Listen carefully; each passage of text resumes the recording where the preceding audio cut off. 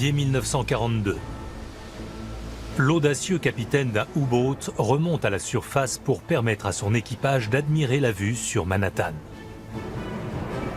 Partie intégrante d'une opération secrète nazie, il commande l'un des 5 sous-marins prêts à mener la guerre aux portes des États-Unis.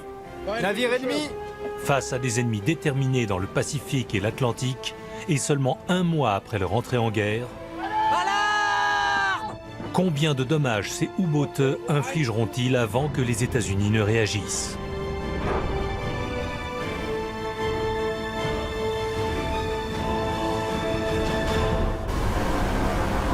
Lors de la Seconde Guerre mondiale, les armes sous-marines permettent aux soldats de combattre sous les flots. Avec ruse, force et ténacité, leurs ennemis contre-attaquent. Révolutionnaires, mais parfois primitives, ces batailles acharnées pourront changer le cours de la guerre. Leurs histoires sont légendaires.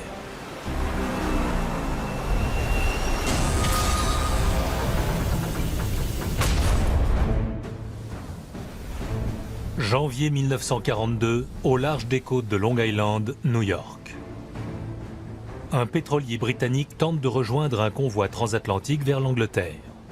Au cœur des eaux américaines, il pense ne courir aucun danger. Aux commandes d'un U-boat nazi, le capitaine-lieutenant Reinhard Ardegen l'observe, en s'étonnant d'avoir autant de chance. En rôdant dans les eaux sombres, le sous-marin allemand a failli percuter le pétrolier. Torpille numéro 1 dans l'eau! Ardegen n'a pas l'intention d'abandonner une proie facile. Il positionne son U-boat. À 3h41, il lance une seule torpille.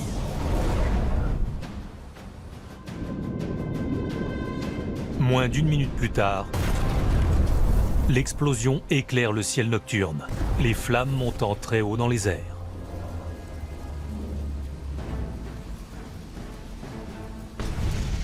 Le U-123 a torpillé 65 000 barils de pétrole à seulement 135 km de Manhattan, sans aucune réponse de la défense américaine.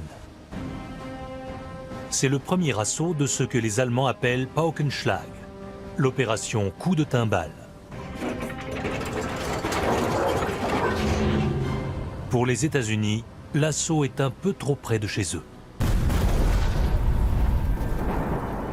Un mois plus tôt, l'attaque japonaise de Pearl Harbor prend les Américains par surprise. En Allemagne, le commandant des U-boats, Karl Dönitz, supplie le Führer de pouvoir en faire autant. Dönitz tient à frapper les Américains et Hitler veut le laisser faire. Il n'y a aucun doute là-dessus. Mais Hitler se concentre d'abord sur la guerre terrestre et l'anéantissement de l'Union soviétique. Il ne saisit pas totalement le potentiel des U-boats pour étouffer l'effort de guerre des Alliés. Hitler accorde seulement à Dönitz des moyens limités pour un programme audacieux. Dönitz compte surprendre les États-Unis par une série d'attaques de sous-marins aux abords des côtes américaines. Les cibles seront des bateaux marchands transportant des biens le long de la côte Est. Les bateaux qui transportent le pétrole se déplacent individuellement le long des côtes américaines pour rejoindre les points de rassemblement des convois. Ils sont particulièrement vulnérables. Dönitz choisit lui-même un groupe de commandants de U-boats pour mener le projet. Parmi eux, Reinhard Ardegen, un officier ambitieux dont la carrière est sur le point d'être écourtée. Sa carrière était limitée, car il était en mauvaise santé depuis son accident d'avion avant la guerre. Il servait alors dans les services aéronautiques de la Kriegsmarine. Ardegen savait que pour devenir un héros, il devait être infaillible. Il devait donc être agressif et prendre beaucoup de risques pour connaître le succès. Il aura peu d'occasions pour asseoir son hégémonie.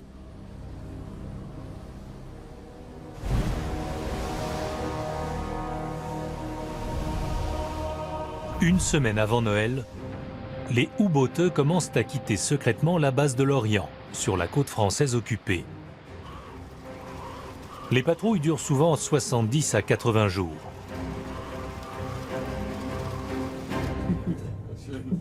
L'eau douce est utilisée pour boire. L'équipage s'abstient de se raser, de se doucher et de faire sa lessive. Les denrées alimentaires ne se conservent qu'une semaine dans l'humidité d'un U-boat. Après cela, l'équipage se contente de conserves et autres bocaux.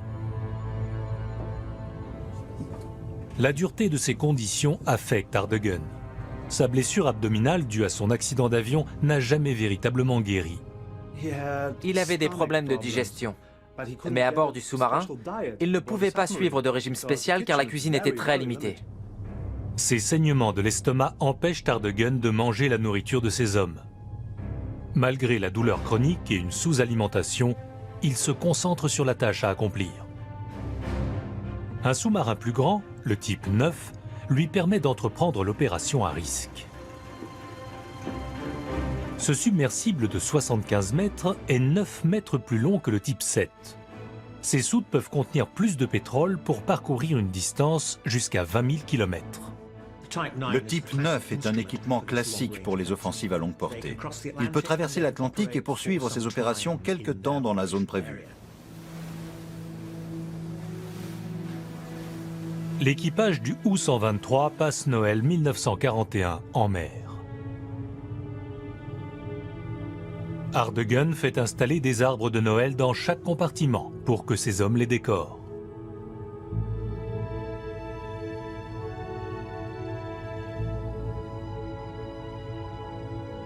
Lettres et colis venant d'Allemagne sont distribués.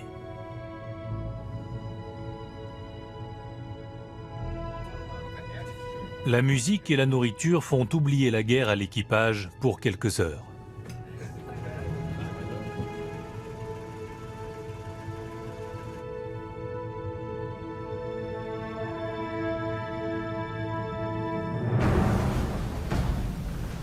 Le 27 décembre, après 4 jours de voyage, il passe le 20e méridien ouest. Le U-123 est alors en service de combat actif. L'équipage obtient une prime et Ardegen prend connaissance des ordres de l'opération Top Secret. Ils savent qu'il se dirige vers la côte orientale de l'Amérique du Nord, mais nul, pas même le capitaine, ne sait où précisément. Ardegen révèle les détails de leur mission. Quels sont les ordres? Ils sont censés rechercher et détruire les bateaux marchands autour de New York. Les 4 autres U-boateux doivent suivre des ordres similaires dans d'autres zones de la côte atlantique. L'amiral de Nitz appelle cette campagne Paukenschlag, ou opération coup de timbale. Ardegen rencontre un problème. Les eaux peu profondes regorgent de dangers et il est difficile d'y naviguer. Même le quartier général des U-boateux ne peut fournir de graphiques nautiques fiables.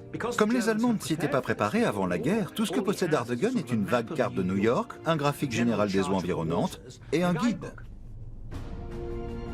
Afin de négocier les voies d'entrée maritimes pour couler les bateaux ennemis, Ardegen devra utiliser toutes ses compétences. Mais déjà, la transatlantique de 5600 km plonge le U-boat 123 au cœur des pires tempêtes hivernales. Le vent souffle jusqu'à 110 km/h. Quand la tempête gronde dans l'Atlantique Nord, ce n'est pas l'endroit où on a envie de se trouver. Un creux barométrique provoque une forte tempête et une mer agitée. Des vagues de 9 mètres s'écrasent sur le massif. Mais pour conserver une vitesse maximale, Ardegen décide de maintenir le U-123 en surface. Sous l'eau, sa vitesse est limitée à 8 nœuds sur de courtes périodes. En surface, il peut aller 2 fois plus vite, à près de 35 km/h.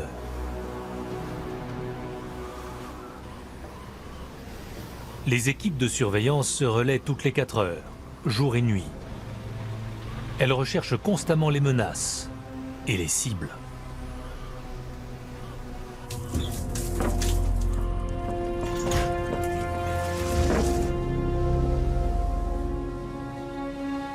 Tandis que le monde entre péniblement dans une nouvelle année de guerre, 5 U-boats nazis croisent vers les zones opérationnelles entre le golfe du Saint-Laurent au Canada et le cap Hatteras en Caroline du Nord. Les capitaines des U-boateux se réjouissent des opérations à mener. À l'automne 1941, ils étaient très frustrés quand ils ont attaqué des convois protégés par des escortes américaines sans pouvoir prendre l'initiative de couler les navires américains. C'est pour eux une belle revanche à cette guerre non déclarée avant l'attaque de Pearl Harbor.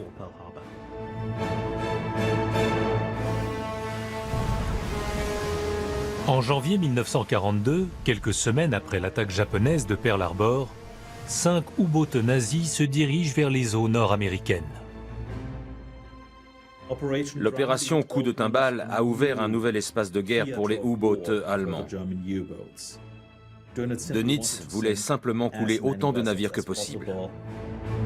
Au quartier général des U-boats, la formule est simple. Dönitz a dans l'idée de mener une guerre économique au tonnage. Il prévoit de faire couler les navires plus vite que les Alliés ne sont capables d'en construire. Dönitz n'a aucune idée du nombre de navires qu'il doit couler. Il sait seulement qu'il doit en couler beaucoup. Et s'il y parvient, peut-être que de bonnes choses arriveront. Dönitz espère également dissuader totalement les Américains d'intervenir en Europe. Les Allemands s'imaginaient que les États-Unis étaient une société mollassonne et que s'ils leur portaient un coup sévère, ils les décourageraient de tenter des opérations en Europe. Nous étions davantage sur le front pacifique. La plupart des Américains considéraient la guerre uniquement contre le Japon. L'occasion de tester leur détermination approche rapidement. Chacun des U-boats reçoit l'ordre strict de ne pas attaquer avant le 13 janvier afin de préserver l'effet de surprise.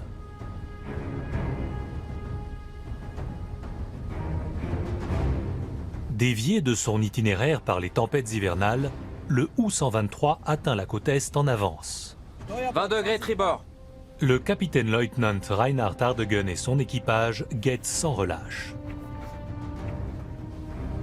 Ils découvrent et traquent une cible ennemie à 180 km de la côte.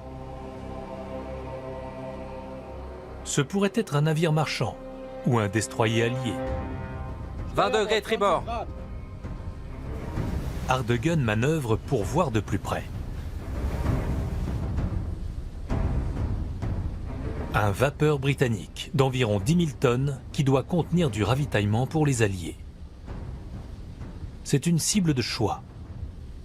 Mais 2 jours avant le début de la mission secrète, il risque de révéler sa position. Pourtant, Ardegen est tenté.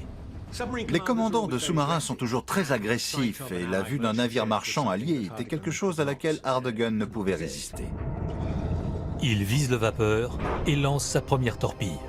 Torpille, feu!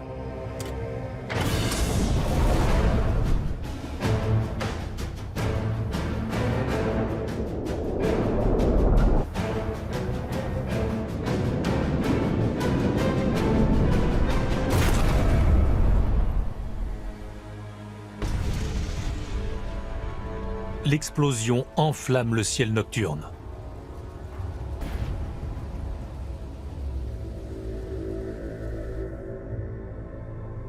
Les opérateurs radio du U-boat 123 interceptent les appels d'urgence du navire.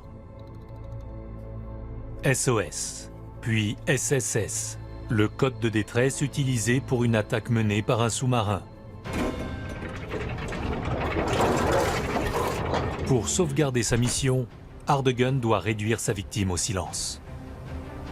Il positionne le U-123 pour lancer une nouvelle torpille. Son équipage vise le pont pour anéantir la radio qui envoie les messages de détresse.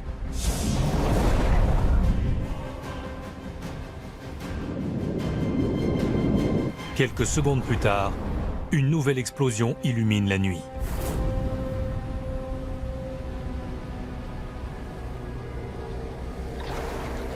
Les passagers et l'équipage du navire Cyclops dérivent pendant 20 heures. Seules 2 personnes sont tuées lors de l'attaque initiale. 86 autres périssent dans les eaux glacées de l'Atlantique Nord.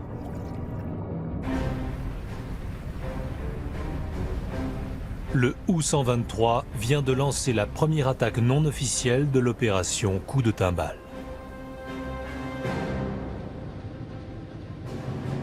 La mer déchaînée et l'attaque inopinée ont ralenti Ardegen.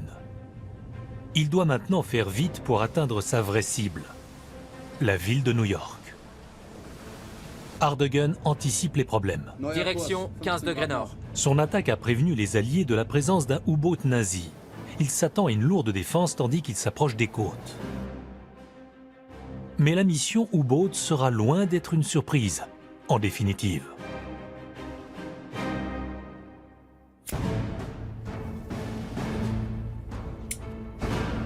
Le contre-amiral américain Adolphus Andrews a pour mission de protéger le littoral oriental des États-Unis.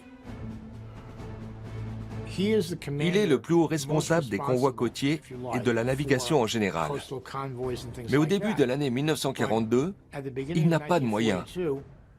Il n'existe tout simplement pas. Les États-Unis sont en guerre depuis seulement quelques semaines, malgré eux. Ils viennent juste de commencer à mobiliser hommes et machines pour combattre l'ennemi au large de leurs deux côtes. Le naufrage du Cyclops confirme ce qu'Andrews craignait. Les décrypteurs alliés l'avaient bien renseigné. Dès que les U-boats quittent le port, les renseignements britanniques exploitent une faiblesse majeure dans les opérations sous-marines de Dönitz.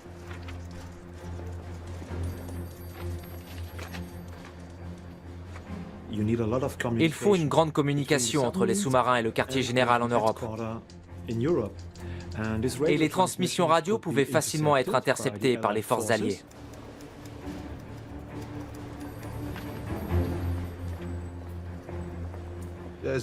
Les Alliés construisent un système de radiogoniométrie conséquent, avec des stations un peu partout.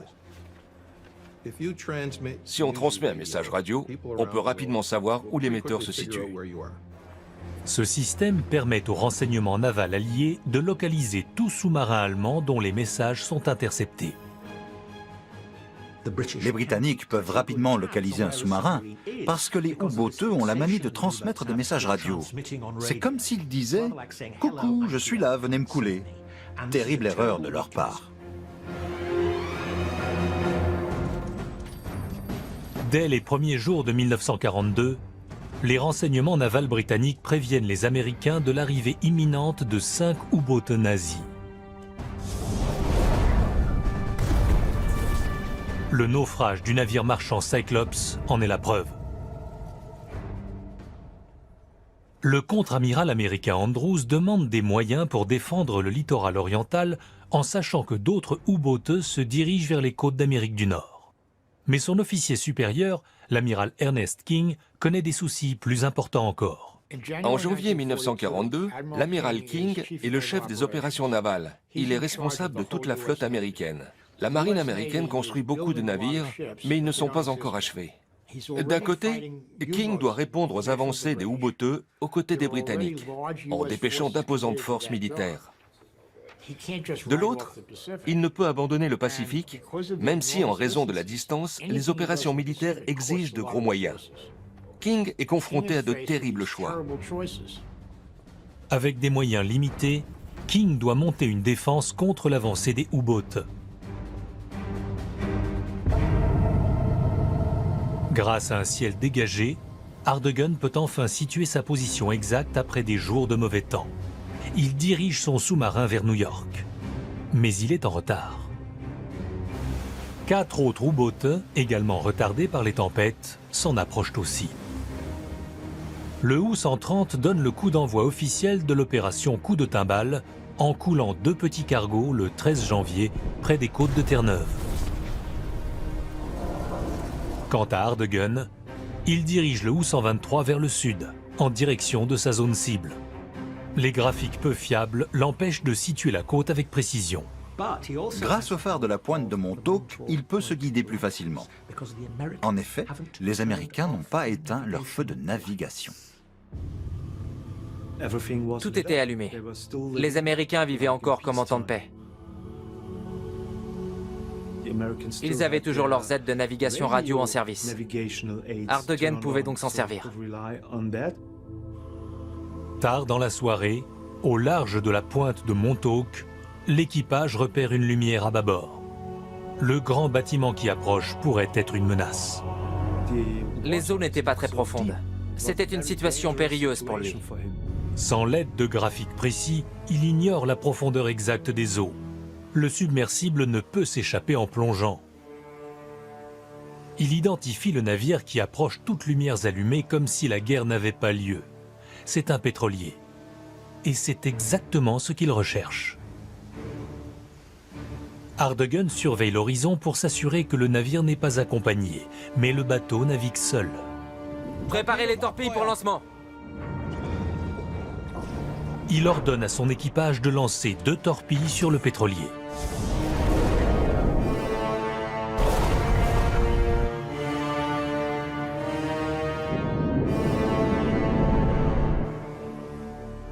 Mais l'attaque reste vaine. Les torpilles n'ont pas explosé. La plupart des torpilles chargées sur le U-123 sont de type G7E. Ce sont les torpilles les plus sophistiquées de l'arsenal nazi. Elles font 7 mètres de long et contiennent une charge explosive de 270 kg. Il avait un dispositif électromagnétique qui permettait à la torpille d'exploser sous le bateau. Mais si la torpille était lancée trop en profondeur, le champ électromagnétique du bateau n'était pas assez fort pour la faire exploser.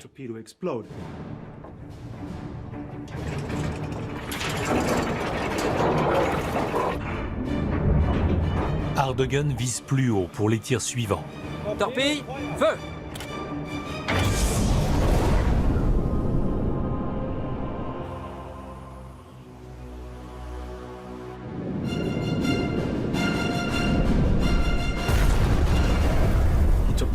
Il a torpillé le navire. Et comme c'était un pétrolier, il y a eu une grande explosion. Mais il lui faut 5 torpilles pour faire sombrer le navire. Alors que le pétrolier se brise en deux, 12 200 tonnes de fioul prennent feu. L'équipage transmet un message de détresse. Quand l'explosion retentit, l'équipage du tanker pense avoir touché une mine.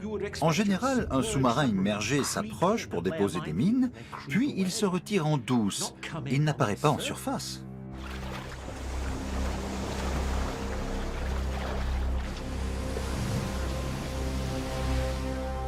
Ardegen parvient à s'échapper, mais pas avant que les survivants sur les canaux de sauvetage ne repèrent le U-123.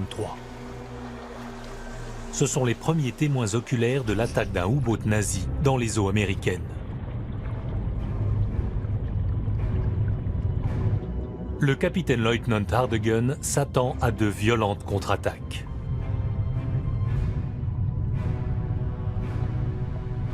Mais étrangement, il n'y a pas de réplique. Quand les Allemands arrivent sur la côte orientale des États-Unis, ils sont abasourdis par le manque de protection des cargaisons. Pour eux, c'est inexplicable.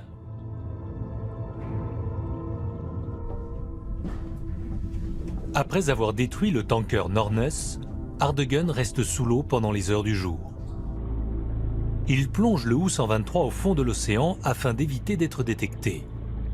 L'équipage en profite pour se reposer et préparer la prochaine attaque.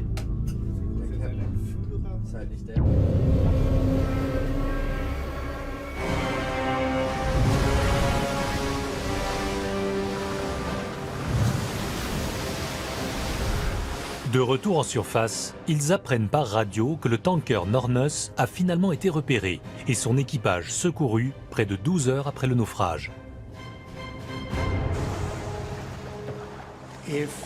Quand il n'y a rien autour, peu importe où le naufrage a lieu, il faut attendre longtemps avant qu'un bateau n'arrive. Les navires marchands reçoivent eux aussi l'alerte de la présence d'un U-boat dans le secteur.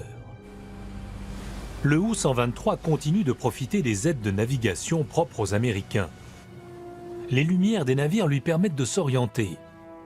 Et les bateaux phares marquent l'entrée des ports américains. Si les lumières de la ville ne brillent pas suffisamment. La marine ne parvient pas à convaincre les gouverneurs et les maires des villes principales de la côte de se plonger dans le noir. Les gens ne comprennent pas qu'il s'agit d'une guerre et qu'il faut faire quelque chose.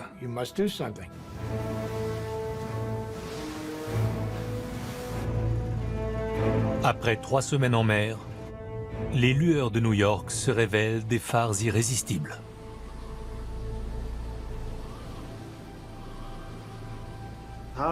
Hardegun a pu voir apparaître les gratte-ciel new-yorkais. C'était quelque chose que tout Allemand rêvait de voir avant la guerre.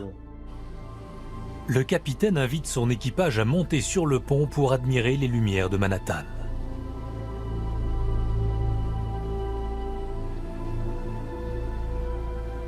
Mais le U-123 n'est pas là en visite.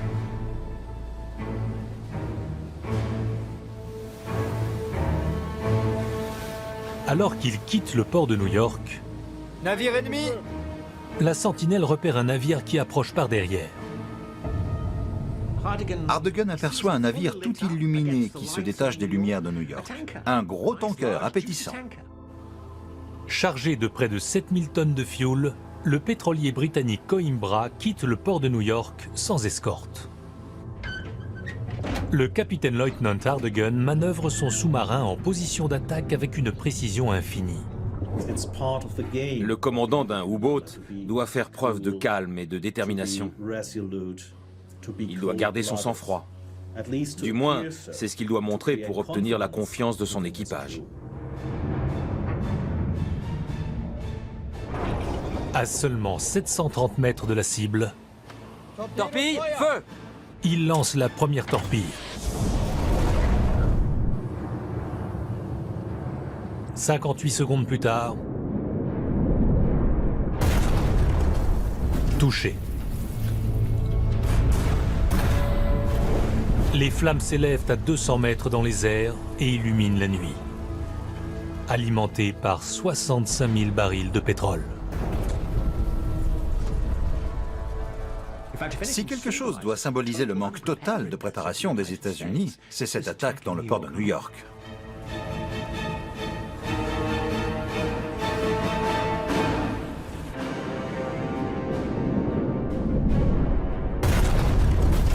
Quelques minutes après l'attaque du pétrolier Coimbra à 135 km de Manhattan, Hardegun tire une deuxième torpille pour accélérer le naufrage et anéantir tout signal de détresse.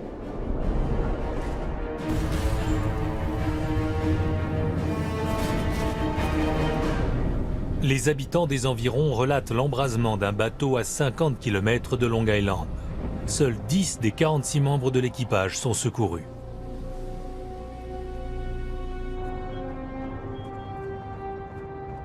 Cette série de naufrages et l'approche de nouveaux U-boats sur le littoral obligent les commandants de la marine américaine à surveiller la situation de plus près. Dans le port de New York, un arsenal de 23 navires s'assemble. Des destroyers, des cargos, des croiseurs et des navires de combat. L'armada est appelée Task Force 15. Elle est prête à escorter les troupes américaines sur le théâtre militaire européen. L'amiral Ernie King doit prévoir de retarder le convoi maritime des troupes, mais il est confronté à des implications politiques plus importantes. Une fois que les États-Unis sont entrés en guerre, il est vital de montrer leur engagement aux Alliés. Ça veut dire, entre autres, que les troupes américaines doivent presque immédiatement être déployées en Grande-Bretagne, en Irlande du Nord et en Islande. Les soldats doivent y être convoyés et les escortes ne sont donc plus disponibles. Finalement, l'amiral King déploie la force opérationnelle et les troupes voguent vers l'Europe. Toute réponse militaire immédiate à la présence des U-boats s'avère impossible. Hardegun continue de cacher son sous-marin au fond de l'océan tout au long de la journée. Alors que le soleil se couche sur New York le 15 janvier,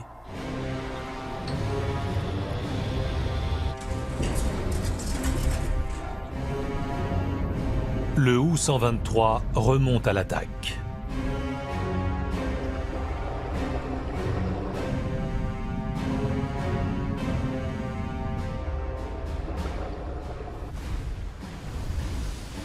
Mais il fait surface trop tôt. l'un des rares avions de patrouille américains aperçoit le sous-marin qui croise les derniers rayons du soleil. Avant que toute l'eau ne se retire du pont, les sentinelles du sous-marin repèrent aussi l'avion. Avion ennemi! Alarme! Tout le monde descend! Alarme! Allez, allez, allez! Plus vite, on descend! Hardegun doit plonger prudemment. Il n'a pas connaissance de la profondeur des eaux, ce qui rend toute fuite difficile.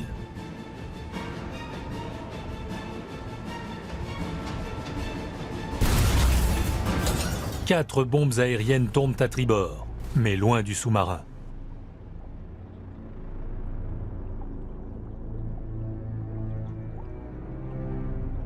Ils attendent.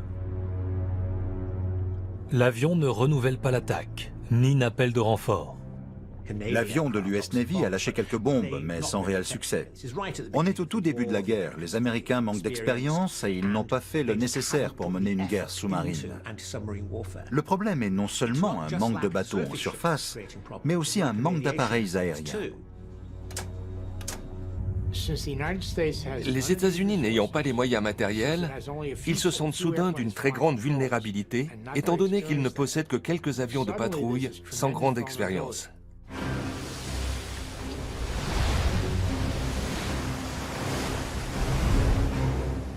Les U-boateux de l'opération Coup de Timbale frappent encore et toujours le long d'un littoral sans défense.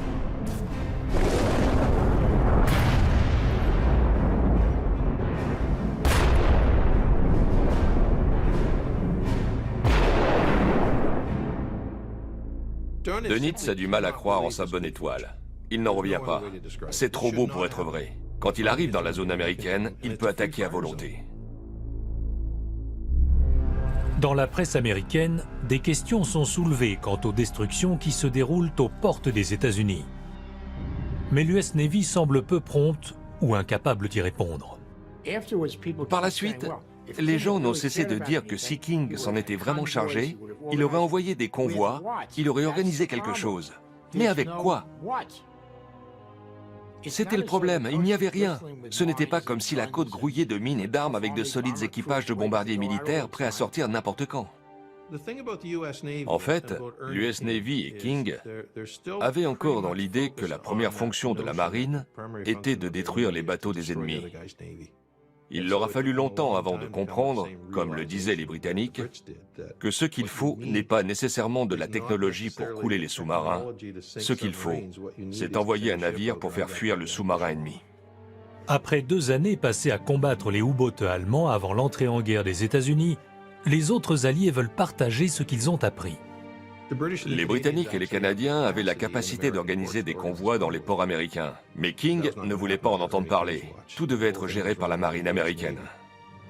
Et l'US Navy est loin d'être prête. Nul ne peut arrêter Reinhard Hardegun dans sa guerre au tonnage.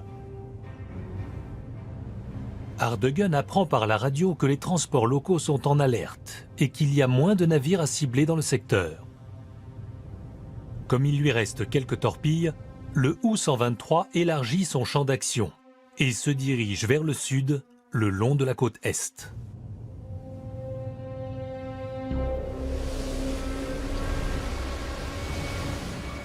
Quand le U-123 remonte en surface près de Kitty Hawk en Caroline du Nord,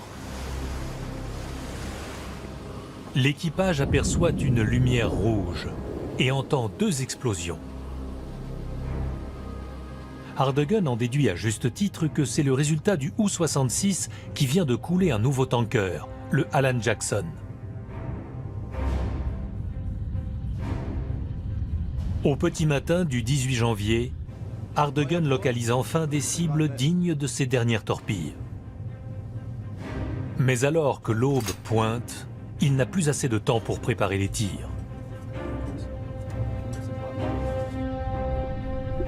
Certain qu'il y aura d'autres vapeurs la nuit suivante, il décide de redescendre au fond de l'eau pour ne pas être repéré.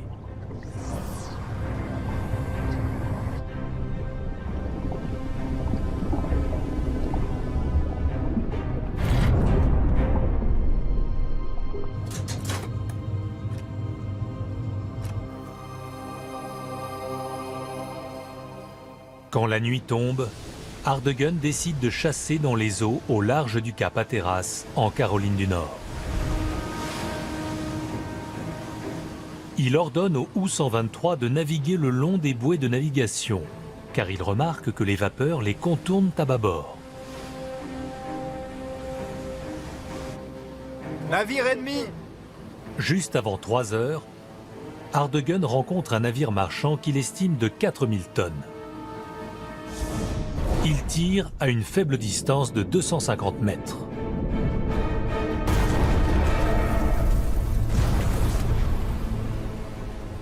Le City of Atlanta, qui contient de la nourriture et des marchandises, sombre en quelques minutes.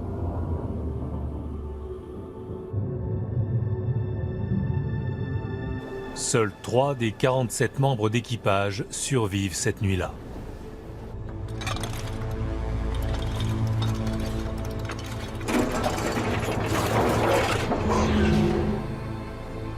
Des bateaux plus petits passent tout près, mais Ardegen ne veut pas gâcher ses 2 dernières torpilles.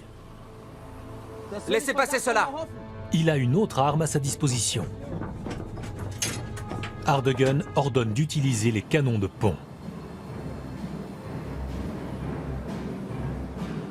Un tanker, le SS Malay, ne transporte pas de pétrole, mais du gaz. Il explose sous le feu des obus. Mince, il flotte encore. Ardegen vire et lance une torpille sur un autre navire près de là. Le cargo est touché. En écoutant la radio, ils apprennent que l'équipage a réussi à contenir l'incendie à bord du SS Malay. Torpille, feu! Ardegen décide de terminer ce qu'il a commencé en faisant bon usage de sa dernière torpille.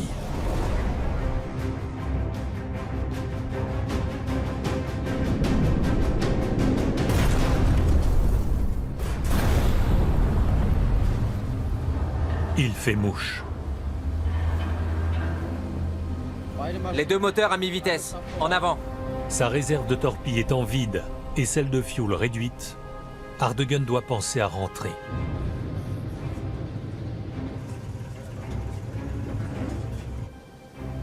Mais quand le U-123 quitte les eaux américaines, l'insaisissable sous-marin est suivi. Capitaine, Einar Gleditsch, le capitaine du baleinier norvégien Kosmos II, traque le U-boat. De nombreux navires marchands norvégiens commencent à transporter des denrées pour les Alliés après l'occupation de leur pays par les nazis. L'officier commandant à bord du bateau civil a juste fait ce que les Britanniques avaient déjà fait pendant la Première Guerre mondiale. Il a essayé d'éperonner le sous-marin. Qu'on les prône.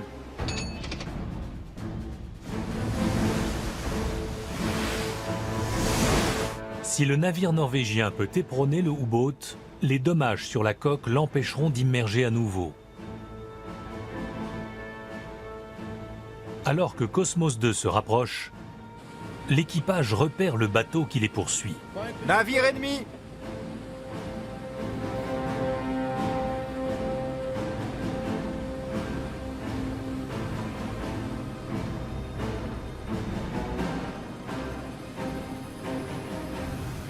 Avec seulement 20 mètres d'eau sous la coque, la zone n'est pas assez profonde pour se protéger en plongeant. Le U-123 doit distancer le bateau norvégien et virer vers la pleine mer pour plus de profondeur. Gardez le cap!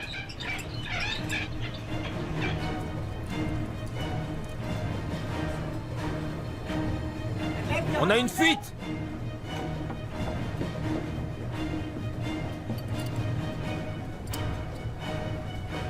Mais Ardegen ne parvient pas à accélérer. Son ingénieur en chef lui a annoncé qu'il perdait de la puissance sur l'un de ses moteurs diesel. Donc il ne pouvait pas distancer le baleinier. Une fuite!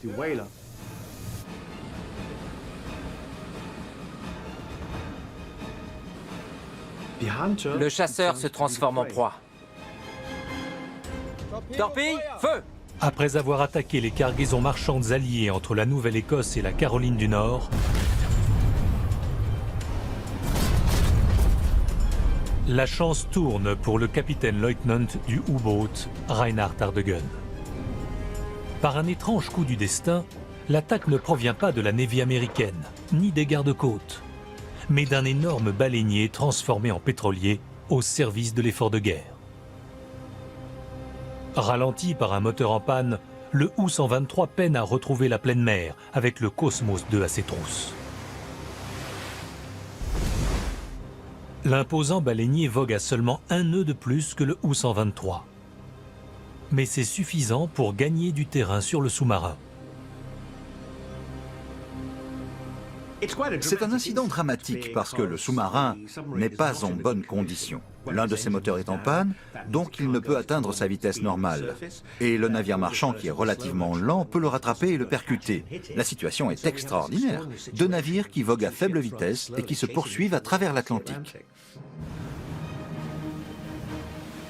La survie du U-123 dépend peut-être de Richard Kraxel, le mécanicien des moteurs. Ils arrivent, ils sont tout prêts. Baissez le périscope, sinon on va être touché. Plus vite, allez, plus vite. Oui. Il doit réparer un conduit de refroidissement afin de remettre l'autre moteur en service.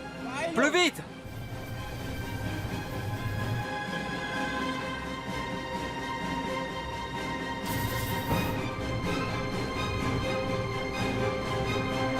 Ça y est, allumez le moteur.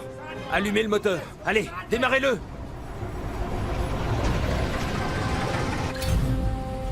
Le deuxième moteur du U-123 reprend vie.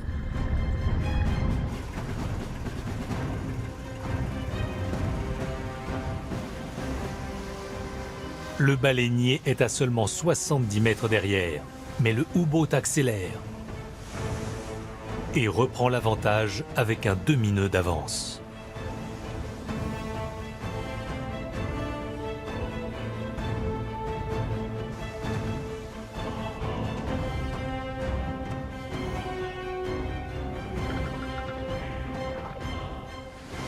Ardegen établit un itinéraire vers le nord.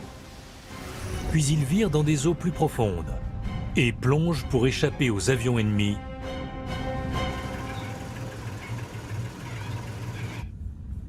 laissant derrière lui l'épave en feu de sa dernière cible et une côte américaine ravagée. Ardegen est celui qui a eu le plus de réussite lors de l'opération Coup de Timbal. Il a coulé 8 navires et a montré de quoi un sous-marin était capable quand il est mené de façon agressive dans une zone remplie de cibles. Il a à son actif le naufrage de 50 000 tonnes de cargaison. Même si sa dernière victime, le SS Malais, a réussi à rentrer au port par lui-même. Quand le quartier général des U-boateux apprend son succès, De Nitz envoie un message spécial. Pour Ardegen, chef de l'opération Coup de Timbal, bravo, vous avez réussi votre coup. Le U-123 reçoit également l'annonce que Ardegen recevra la si convoitée Croix de Chevalier. Les 5 premiers U-boateux de l'opération Coup de Timbal ont coulé 23 navires et tué des centaines de marins. En Allemagne, Hitler souhaite poursuivre l'offensive contre les côtes orientales américaines.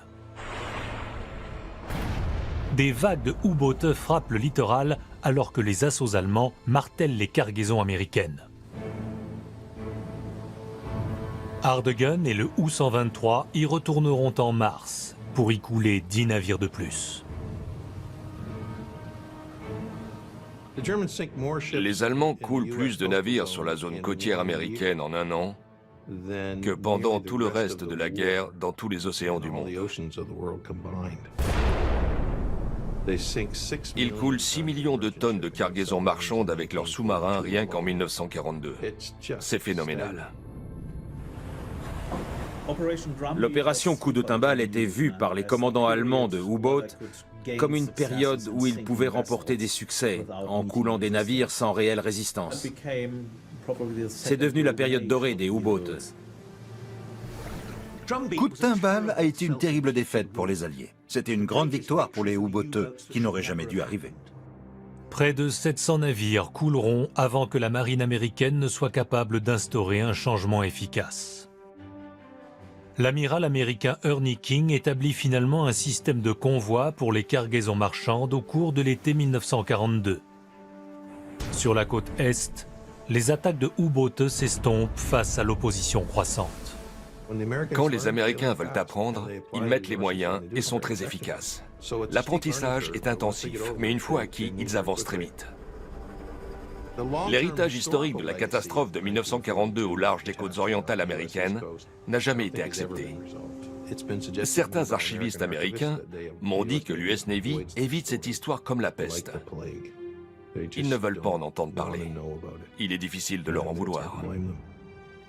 De par ce silence, le service et le sacrifice rendus par les marins et leurs familles ont été grandement oubliés. Qui se souvient de ces jours pénibles où les U-boats nazis ont transporté la guerre sur les côtes américaines?